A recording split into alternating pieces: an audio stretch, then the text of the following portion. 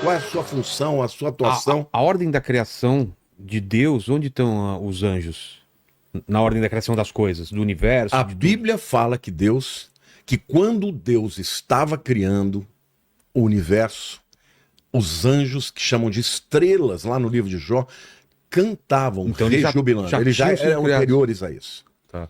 Anteriores a isso. Ou seja, Deus é eterno, sempre existiu, mas quando ele cria Entendi. os anjos. Tá. E depois, então, vem a criação do universo. Agora, no momento em que eles caem, começa uma batalha do reino de Deus, que a Bíblia fala de império das trevas e reino do Filho do seu amor. No reino do Filho do seu amor, você entra porque deseja, porque quer. No império das trevas, você não tem opção. No reino do Filho, você é um súdito de coração. No império das trevas, você é um escravo de Satanás. Então, a Bíblia chama de império das trevas e reino do Filho do seu amor. Estes dois poderes antagônicos, eles lutam entre si. E vão lutar até o final dos tempos. E no final dos tempos, a gente sabe que Deus vai dar um basta, vai lançar Satanás no lago de fogo, onde ele vai estar para o resto da eternidade, assim como o anticristo, o falso profeta e todos os demônios. Aliás, a Bíblia diz que Deus não criou o inferno para os homens, mas criou para Satanás e para os seus demônios. Ele cria, então, a partir do momento que tem a queda dos anjos. Obviamente, ele já conhecia tudo isso, mas ele cria Ah, para um dia lançar no lago de fogo todos esses inimigos de Deus, né? Então, a guerra espiritual é assim. Agora, você fez uma pergunta boa, porque, na verdade, a hierarquia se mantém. E o poder e as habilidades e capacidades Não- eles também não se perdem. mantêm. Por exemplo, Lúcifer, era um querubim. ele era um querubim. No livro de Mas o Judas, querubim não é o mais poderoso na hierarquia, né? então, querubins e serafins, alguns colocam os serafins acima, É. porque eles estão Olha lá, ó, os serafins os são 9 aquele... coros. Então isso daí na verdade é uma lista da Igreja Católica. Sei. E eu concordo com a maior parte disso, mas a questão, por exemplo, de serafins e querubins, a Bíblia não deixa claro Quem é mais quem é poderoso. maior. Tá. Algumas pessoas dizem que os serafins são maiores porque eles são aqueles seres angelicais que estão na presença do trono de Deus. Eles têm 6 asas e 2 das asas cobrem os olhos, Pra não ser fulminar. não ser fulminado pela glória de Deus. Então, assim, Tão próximos. de tão próximos que eles estão. Por isso que alguns os colocam lá. Mas a Bíblia fala que Lúcifer era Querubim. acima de todos eles. Ele é um querubim. Então faz mais Ele é sentido. o único que a Bíblia fala que é um querubim ungido. Existem outros O que querubins. quer dizer um querubim ungido? A unção significa... a palavra vem do hebraico de shemen, que significa óleo. Tá. Você derrama um óleo sobre a cabeça de um rei e dessa maneira você declara que ele é autorizado pelo Deus dos deuses para ser o rei da nação de Israel, por Entendi. exemplo. Agora, isso significa o quê? Capacitado para uma obra específica. Qual era a obra de Lúcifer? A Bíblia diz que quando Deus criou a música, todos os instrumentos musicais faziam parte das vestes de Satanás. Olha que tremendo. Ele era o líder da adoração no céu. Então a Bíblia fala que nas suas vestes tem os símbolos sonoros, tem os instrumentos de corda. A música foi criada para que ele adorasse a Deus no céu. Então, alguns afirmam que não havia nenhum outro tão poderoso quanto ele, a ponto dele ter saído e levado tanta gente. Mas isso é discutível. Mas a É verdade discutível? é discutível, porque nessa lista, por exemplo, os serafins estão acima. Nesse sentido. Porque, por exemplo, não sobre ele ter caído. Na rebelião, ele não levou nenhum serafim. O que ele levou? Levou querubins, levou principados. Ele é um querubim que foi, então não é impossível que ele tenha levado um outro querubim. A Bíblia não menciona isso, mas ele era um querubim. Mas principados e potestades ele levou com certeza. Então, quando você vê lá no livro de Judas, né, no versículo 9, capítulo 1, versículo 9, a gente chama de capítulo 1, mas na verdade só tem aquele capítulo 1, né? Diz que Satanás estava lutando com Miguel, o arcanjo Miguel, pelo corpo de Moisés.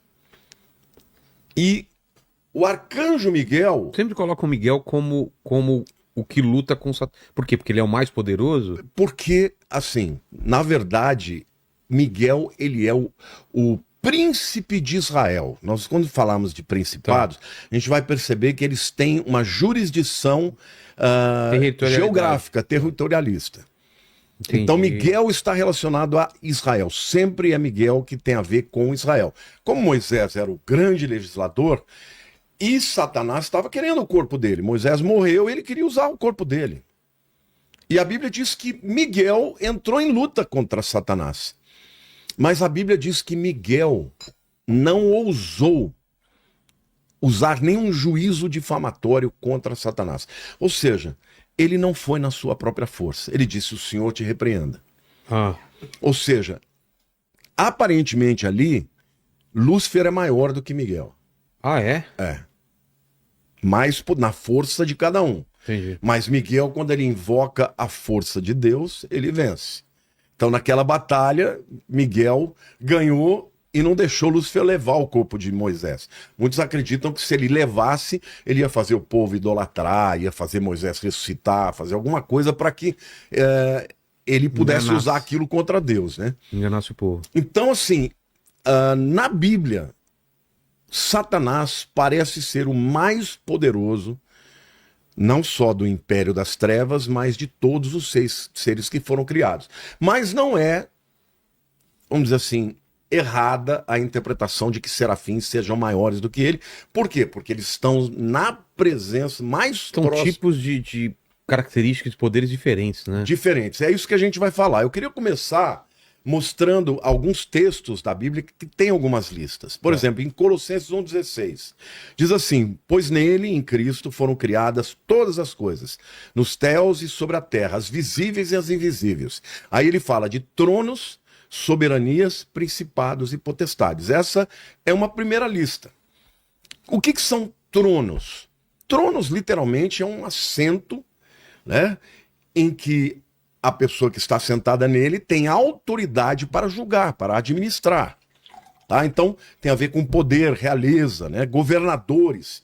Então, alguns afirmam que os tronos, que tanto tronos quanto serafins, quanto querubins, são seres que não estão ligados ao mundo físico.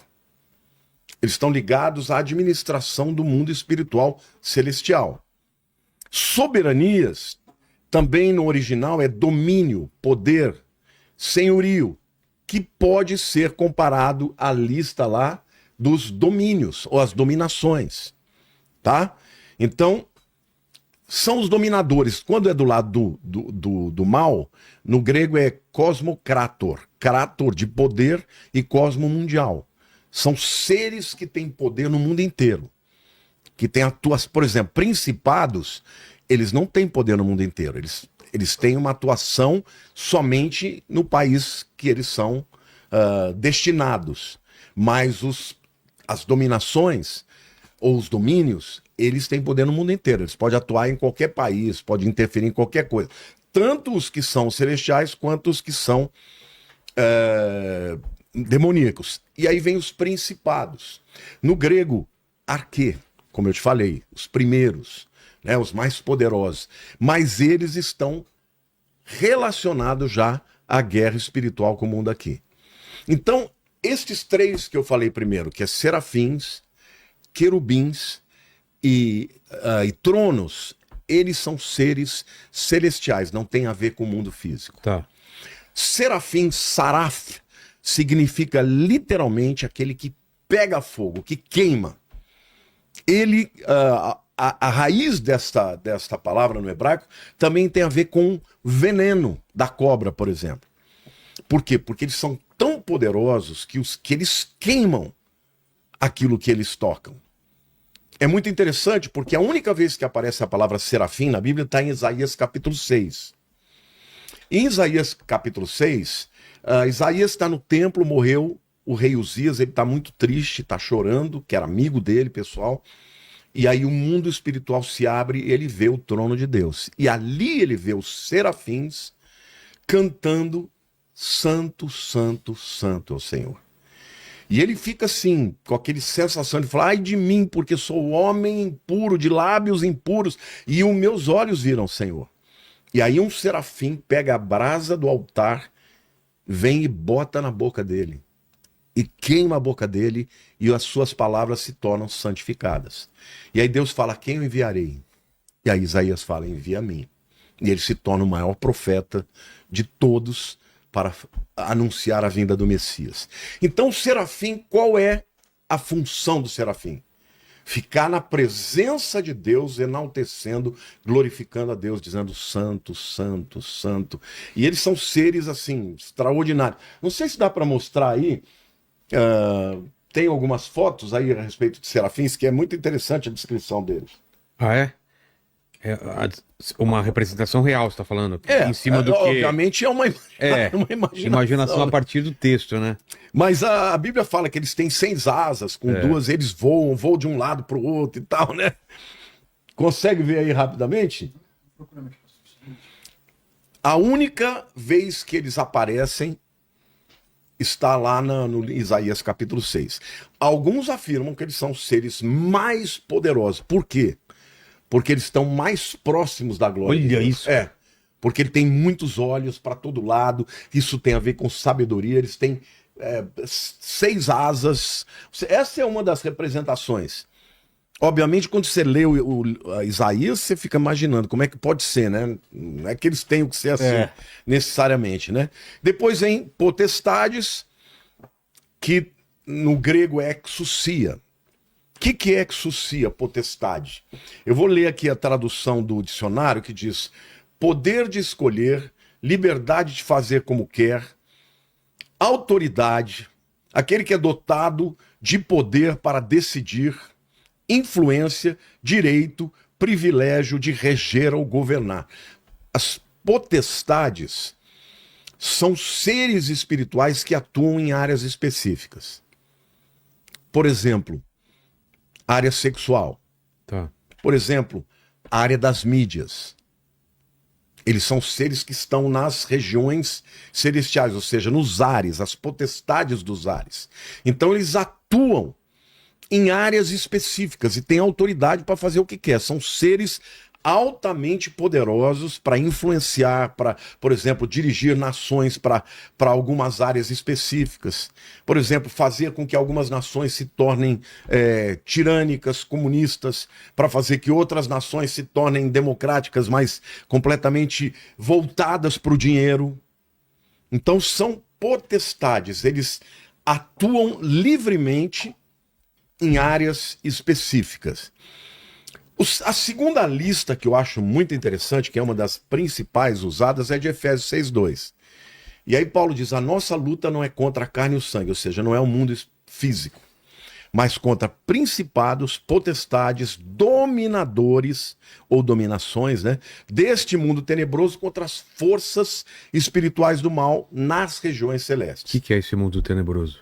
Então, principados, quem são os principados? Do lado angelical, a gente tem Miguel, o príncipe de Israel. Agora, do mesmo jeito que tem Miguel para Israel, eu creio que cada nação tem um príncipe angelical para defendê-la. O Brasil tem um, os Estados Unidos tem outro, todos. Por que eu posso dizer isso? Porque do lado do mal também tem. Por exemplo, lá em Daniel capítulo 10, Daniel está orando por 21 dias. Pedindo a Deus que Deus revele o que vai acontecer com o povo de Israel. A gente sabe que Daniel foi levado para a Babilônia, para o exílio da Babilônia, muito jovem, com uns 19 anos. E ele sabia, pela profecia de Jeremias, que o cativeiro ia durar 70 anos. Agora ele está com perto de 90 anos, ele falou, está acabando os 70 anos. Quando é que o Senhor vai nos libertar? E ele começa a orar, a jejuar por 21 dias, e de repente aparece um anjo, que muitos acreditam ser o anjo Gabriel. Porque isso aqui no capítulo 10, mas no 8 Gabriel se revela a ele para trazer uma mensagem. Então muitos acreditam Gabriel foi que também revelou a Maria que Maria que ia receber Jesus. Né? Gabriel revelou a Zacarias que ele ia ser o pai de João Batista. Ele é o maior de todos os mensageiros. Sim. Tá? Por isso que alguns o colocam no nível de principado. Bom, quando Gabriel chega, ele comenta uma coisa muito interessante. Olha, no dia que você começou a orar, ou seja, 21 dias atrás, eu parti. Só que o príncipe da Pérsia me impediu, me resistiu. Olha, príncipe da Pérsia é um principado. Porque quem pode resistir é um demônio anjo? poderoso. Um demônio poderoso da Pérsia, ou seja, onde estava a área de jurisdição dele? Sei. Na Pérsia. Ele falou, o príncipe da Pérsia me resistiu. E aí eu clamei a Miguel, que veio e me ajudou. E aí eu consegui passar, ou seja, a guerra espiritual demorou 21 dias. E aí ele diz, depois do príncipe da Pérsia, virá o príncipe da Grécia. E eu vou contender com ele também. Então aqui no livro de Daniel, por uma razão dele estar contando o que aconteceu para Daniel, a gente descobriu, teologicamente falando, que existem principados que dominam países. Isso é muito louco, né? É muito louco. Porque será que eles, antes de caírem, já tinham essa função ou assumiram na queda? Que pergunta maravilhosa. Tem essa resposta? Nunca pensei.